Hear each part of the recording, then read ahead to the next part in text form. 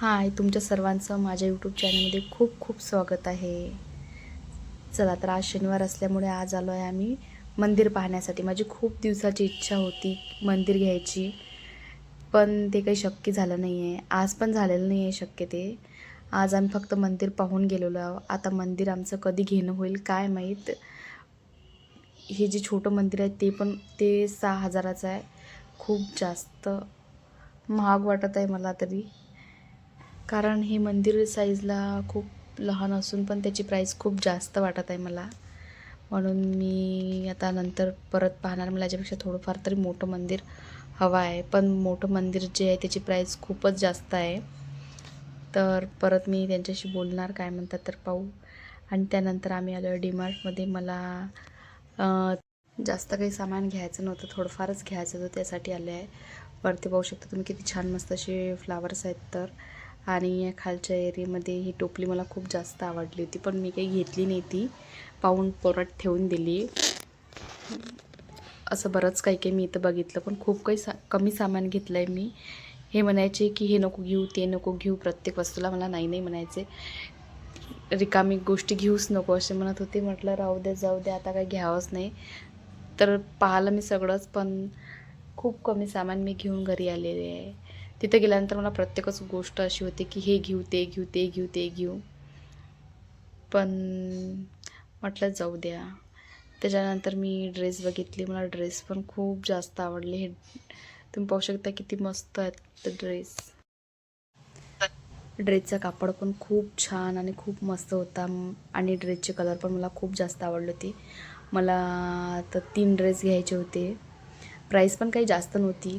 प्राईसच्या मानाने त्याचा कापड आणि कलर वगैरे खूप छान होता. पण म्हटलं जाऊ द्या, जास्त काही पैसे गमायला पुरत नाही, कारण की मंदिरचा पण माझा विचार चालू होता. आणि हे बघितलं मी बघितलं हा 500 रुपयाचा होता.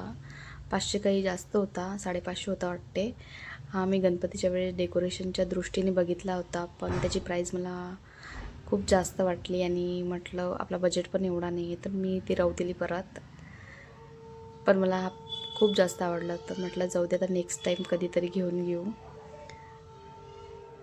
तर हा पण ठेवून दिला. आणि खूप सारं सामान पाहिल्यानंतर आम्ही आलो आहे आईस्क्रीम खायला. त्यांनी तिथे मला आईस्क्रीम खाऊ घातली. ही आईस्क्रीम मला खूप जास्त आवडते. तर तिकडे आल्यानंतर मी खाऊन घेतली ते. आणि हे मी लकी बांबू ट्री जो आणलं होतं त्याच्यासाठी हे मला बाऊल तिथं त्यावेळेसनं भेटलं होतं, तर मी यावेळेसनं ते बाऊल घेऊन आलेली आहे. आणि हे जे मी घेतले आहेत ते नॅपकिन, ते देवघर पुसण्यासाठी किचनमध्ये वापरण्यासाठी घेतलेले आहेत.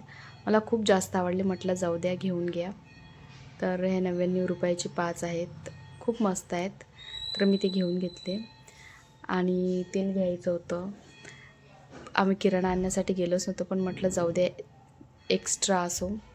आणि कलर आणण्यासाठी गेलो होतो खरं तर. तर आम्ही मस्त असे कलर पण घेऊन आणले आहे.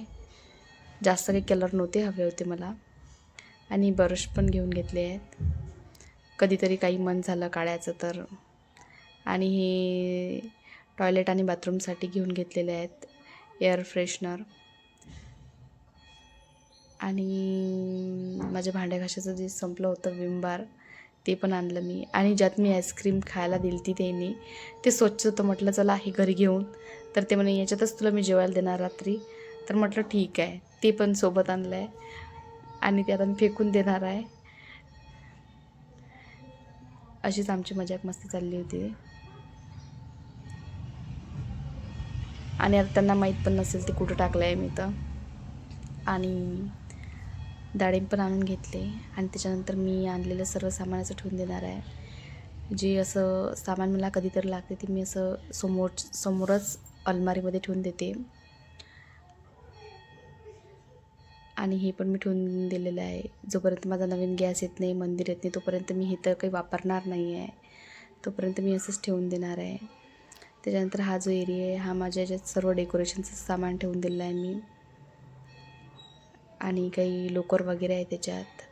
असं सर्व ठेवल्यानंतर हे आता जे मी लकी बांबू ट्री या छोट्याशा वाटीत ठेवलं होतं, त्यात आता लकी बांबू ट्री स्वच्छ असं मस्त धुवून मी त्या बाऊलमध्ये ठेवून देणार आहे. त्याला आता याच्यात त्याच्यात खूप मस्त मोठी अशी जागा झालेली आहे आणि त्यात खूप मस्त असं वाटत आहे ते. स्वच्छ धुतल्यानंतर मी त्यात ठेवून देणार आहे. तुम्हाला माझा हा व्हिडिओ कसा वाटला नक्कीच सांगा. आवडला असेल तर लाईक, शेअर, सबस्क्राईब नक्की करा. पुन्हा भेटूया एका छानशा नव्या ब्लॉगमध्ये. तोपर्यंत बाय बाय आणि श्री स्वामी समर्थ.